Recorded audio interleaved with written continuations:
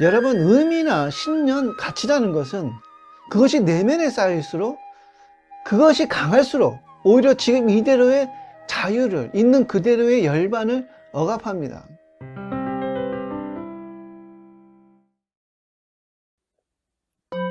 안녕하십니까, 바부따 자문이다. 반갑습니다. 이렇게 다시 좋은 인연으로 여러분과 뵙게 돼서 참 감사하게 생각합니다.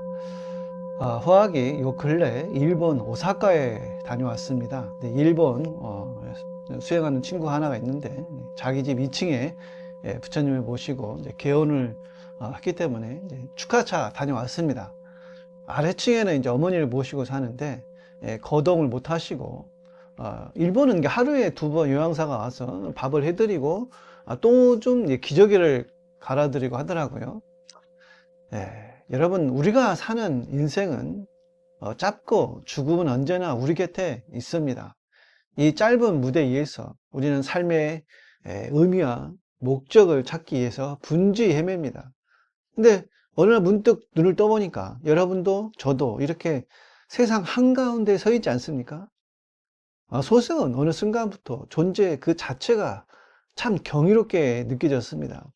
벚꽃과 목련, 산에 피어나는 그 연두빛 색사들과 함께 숨쉬고 있다는 사실, 그 속에 깃든 생명의 신비와 알 수 없는 존재의 경이로움이 여러분에게도 전해지지 않습니까? 그러다 문득 이렇게 질문하게 됩니다. 나는 왜 존재하는가? 나는 누구인가? 우리는 이제 그 물음에 답을 찾고자 명상을 하고 종교를 찾고 철학서적을 뒤적이면서 인생의 진리를 탐구합니다. 결국 그 탐구는 무엇을 위한 것일까요? 바로 이제 마음의 평화와 행복, 미래를 향한 두려움이 사라진 안전한 상태를 얻기 위한 갈망 아닐까요? 본질적으로 존재에 대한 의문이 없는 자리에 이르는 그 열망이죠, 열망. 소승은 이렇게 생각합니다. 그 평화와 행복은 지금이라고. 어떤 상태를 바르지 않는 그것이 될 때, 그것이 온전히 드러난다고 말씀드리고 싶습니다. 인생에 대한 거창한 의미나 무언가에 대한 추구심을 내려놓을 때, 그냥 이대로 존재할 때, 오히려 마음은 더 평화로워지고 본질에 선다는 겁니다. 여러분, 지금을 살 때, 그냥 그대로 온전한 행복감이 찾아옵니다. 경계에 휘둘리지 않는, 인연에 얽매이지 않는 이 내면에 아무것도 없음에 그러나 충만한 그 무아를 자각할 때, 어떤 이유나 원인 없이, 어떤 동기도 없이 그저 이대로 충만한 자신을 자각하게 될 때, 그 자리가 바로 열반의 자리라는 거죠. 그것은 언제나 늘 이 자리에 있어 왔는데, 우리 마음이 늘 밖으로 향하고 의미를 추구하고 자신 안에 신념을 쌓고 어떤 가치관에 얽매이기 때문에 가려져 있었던 것이죠. 여러분, 의미나 신념, 가치라는 것은 그것이 내면에 쌓일수록, 그것이 강할수록 오히려 지금 이대로의 자유를, 있는 그대로의 열반을 억압합니다. 이래야만 한다는 믿음에 갇혀있기 때문이죠. 그리고 여러분, 세상은 우리들의 의미와 신념과 가치대로 절대 펼쳐지지 않습니다. 그렇지 않습니까? 내 생각대로, 내 뜻대로 되지 않아요, 이 세상은. 그런데 우리는 이 내 생각, 내 뜻이라는 걸 내려놓지 못하기 때문에 그 어긋남의 지점에서 고통이 발생하는 거거든요. 그것을 놓아두지 못하기 때문입니다. 꼭 이래야 된다는 믿음이나 신념, 가치를 놓을 때 여러분, 이래도 좋고 저래도 걸림이 없게 됩니다. 그렇지 않습니까? 오히려 그때 마음은 더 평화로워져요. 평화를 갈구했는데 그 마음을 놓으니까 더 평화로워진다는 거죠. 특히 종교적인 믿음이나 신앙의 도구마에 갇혀있지 않은 사람이 종교적인 신념이나 가치를 가진 사람보다 여러분 더 평화롭고 마음에 부담이 없어요. 더 자유롭다고 할까요? 걸림이 없다고 할까요? 구속이 없다고 할까요? 부담감이 없습니다. 그래서 우리가 외롭고 불안한 이유는 삶의 의미를 잃어버렸기 때문이 아니다. 오히려 지금 이대로를 살지 않고 너무 많은 의미를 붙잡으려 하기 때문입니다. 철학자 사르트르는 이렇게 말하죠. 인간은 먼저 존재하고 그 뒤에 의미를 만든다. 다시 말해서 우리는 처음부터 어떤 답을 가지고 태어나지 않는데 현재의 선택과 행동으로 자기 존재의 의미를 만들어 간다는 거죠. 지금 여기에서 행동과 결정이 곧 우리 자신을 만들어 갑니다. 예. 일체 유심조예요. 심생정정법성이고. 만들어 가는 거예요.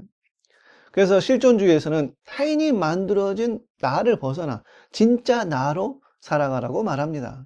진짜 나란 뭘까요? 불교적으로 말하면 무아의 자각이라고 할 수 있습니다. 무아의 자각은 의미를 만들어가는 길이 아니라 의미를 놓아버림으로써 얻는 자유의 길이라 할 수 있습니다. 물론 여러분, 바보 내지는 멍청이가 되라는 뜻이 절대 아니에요. 그 무엇도 고정된 것이 없으니까 집착하지 말라는 겁니다. 어떤 의미나 신념, 가치 집착하지 말라는 겁니다. 그냥 이대로 충분하다는 겁니다. 소승은 청소년기 때 교회 신자였습니다. 교회를 매우 열심히 다녔어요. 작은 시골 교회였는데 가장 먼저 가서 사람들이 앉을 수 있도록 방석을 깔고 예배 준비를 하곤 했습니다. 먼저 가서 그런 봉사를 하곤 했어요. 그러나 지금 생각해 보면 제 무의식의 이면에는 믿음이 강해야 구원을 받는다는, 그리고 때가 이르러서 이제 교회에서 말하는 휴거를 이룰 수 있다는 그런 생각을 했었습니다. 그러니까 나의 착한 행위는 다른 사람을 위한 봉사의 의미도 조금 있지만 사실은 구원의 결과를 이루기 위한 하나의 수단이었다는 것이 보다 더 정확한 표현일 겁니다. 저는 미래를 염려하고 있었던 거예요. 구원을 염려하고 있었던 거예요. 네. 그래서 주일 예배를 안 나가면 뭔가 죄를 짓는 것 같은 마음의 압박과 부담감이 있었습니다. 그리고 이제 제사를 지낼 때면 뭔가 우상 숭배를 하는 것 같고 마음의 부담들이, 갈등이 있었어요. 헌금도 조금 더 내야 될 것 같고, 학생인데도 그런 긴장과 부담이 항상 있었습니다. 어느 종교 단체나 다 그런 게 있잖아요. 열심히 나오면서 기부도 하고 보시도 하고 자기 종교 단체 일을 해야, 불교적으로 말하면 불련이 깊다, 인연이 수승하다, 교회로 말하면 그렇게 해야 구원을 받는다, 진실한 신자다, 신심이 있는 불자다, 그런 말을 듣습니다. 또 우리는 그런 말을 들으면 내가 정말 신심이 있는 것 같고 뭔가 성심하는 것 같고 뭔가 이 안정권에 들어간 느낌이 들잖아요. 이 천국과 같은, 정토와 같은 그런 미래가 나한테 주어질 것이다라는 그런 환상에 사로잡힙니다. 이렇게 미래에 대한 기대가 있어요. 왜냐하면 내가 지금 그 미래를 위해서 희생하고 있으니까요. 그렇지 않습니까? 그리고 그런 자기 희생과 헌신이 있으면 종교단체 내에서도 직위가 올라갑니다. 명예가 주어져요. 뭐 집사나 권사가 되고, 절로 말하면 법사, 뭐 여러 직위들이 주어지죠. 그런데 여러분, 무엇이 진짜 영적인 삶이고 무엇이 진정한 수행이냐 이거예요. 깨치신 모든 성현들, 붓다와 예수는 한결같이 말합니다. 하나님이 내 마음에 깃들어 있고 부처 역시 몸 밖을 떠나서 찾을 수 없다. 신의 무도 몸 밖에는 도가 없다. 모든 성현들이 이렇게 말하는데, 이런 초기의 가르침은 점점 퇴색되고 이 단체를 이루고 종교화되면서 조직화되면서 진정한 법이, 불법이 쇠퇴해 버립니다. 그리고 예수나 붓다를 인간과 분리하고 신처럼 따르게 됩니다. 그들에게서 건강과 부, 성공과 행복을 달라는 소원성취의 대상, 숭배의 대상이 된 거죠. 숭배의 대상이 되면은 우리는 그들에게 잘 보여야 됩니다. 그렇지 않습니까? 그래야 그분들이 나에게 돈도 주고 건강도 주고 사업 성공도 주고 궁극에 이르러서는 천국 가는 티켓을 주고 우리를 구원으로 이끌어 주기 때문이다. 그래서 교회나 절에 나가면 신심이 투철한 사람이 되고, 교회나 절에 나가지 않으면 신심이 퇴보한 사람으로 일반적으로 평가되어집니다. 그렇게 생각되어져요. 정성이 없는 것이고 신심이 없는 것이고 믿음이 퇴색된 그런 신자로 분류됩니다. 근데 그게 사실이냐 이거예요. 자, 여러분, 예를 들어서 교회에 나가야 하는 날, 절에 가야 하는 날이에요. 그런데 문득 꽃피고 새우는 봄날이고 날도 너무 좋아요. 햇빛도 따사롭습니다. 그래서 마음을 바꿔요.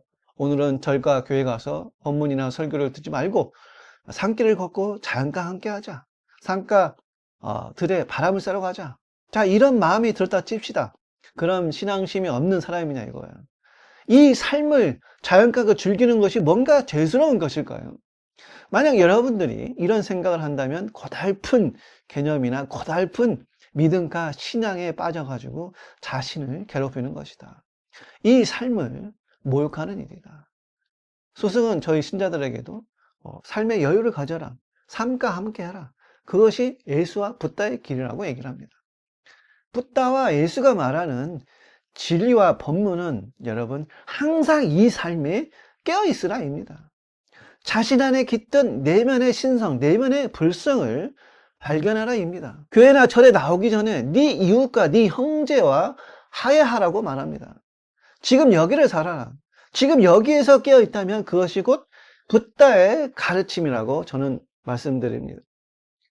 여러분들이 종교에 빠지고 어떤 믿음에 빠지면 눈 밝은 명사, 밝은 스승을 만나지 못하면 오히려 역설적으로 종교 내에서 점점 더 해야 할 것들이 많아지는 그런 사태에 봉착합니다. 좀 더 자기 자신을 고귀한 경지와 성스러운 자신으로 다듬어야 하기 때문이죠. 이 삶에서 평화와 행복과 자유를 누려야 하는데 오히려 그 반대 상태에 빠진다는 거예요. 평화와 행복과 자유는 미래에 내가 누려야 할 것이고 지금은 그것을 위해서 내 삶을 희생시켜야 하는 것이죠. 미래를 위해 내 삶을 저당 잡히고 지금 여기를 희생해야 됩니다. 이것저것 해야 할 일이 많아집니다. 그래서 그런 종교적인 인간들은, 사람들은 이 삶을 온전히 즐기지 못해요. 붓다는 무언가를 찾으려는 상태에 무언가를 구하려는 그 마음을 쉴 때 그것이 곧 깨달음이라고 얘기했습니다. 또 그것이 곧 열반이라고 말합니다.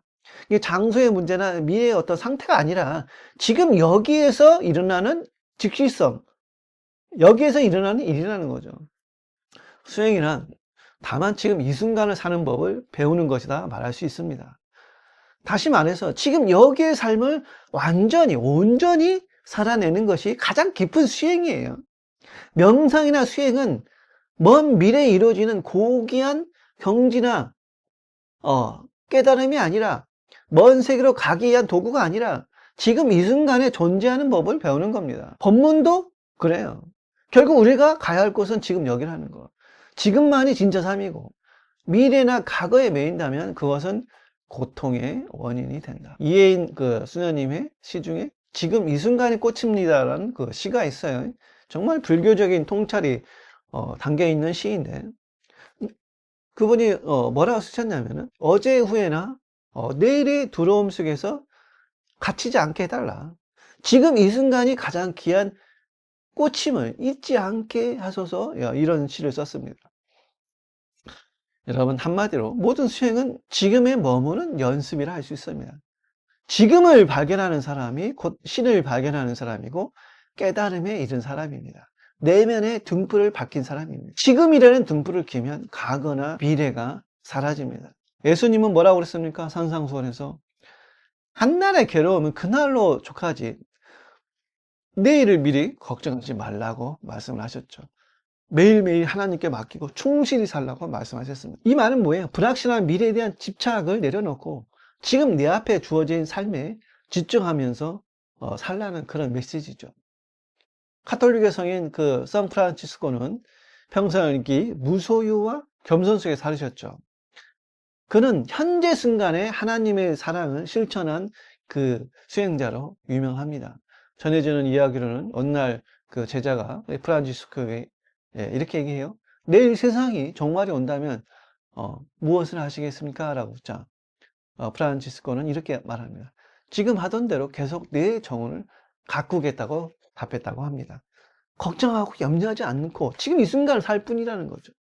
미래의 두려움에 흔들리지 않고 현재 맡겨진 일에 충실한 그의 태도는 많은 이들에게 깨달음을 줍니다. 또한 이 프란치스코는 자연 만물 하나하나를 현재 함께 계신 하나님의 현존으로 받아들입니다. 찬밀했습니다. 이러한 영성, 삶의 모든 순간이 곧 기도요 내면의 성소가 될 수 있음을 보여주는 거죠. 그래서 해탈은 신비로운 어떤 특정 상태가 아니라 의식의 부담감이 사라지는 지금 여기에서 펼쳐지는 행위라 할 수 있습니다. 여러분이 준비만 된다면 지금 당장 이루어질 수 있는 일입니다. 생각을 내려놓는 것, 추구심을 내려놓는 것, 그것이 곧 의식의 부담을 줄이고 자유를 찾는 일이다. 아무것도 바라지 않는 의식 상태가 곧 습성을 벗어던진 청정심이라 할 수 있습니다. 이렇게 여러분 안전히 쉴 때, 놓을 때 생각이 만들어낸 모든 개념, 믿음, 허상들이 무너집니다.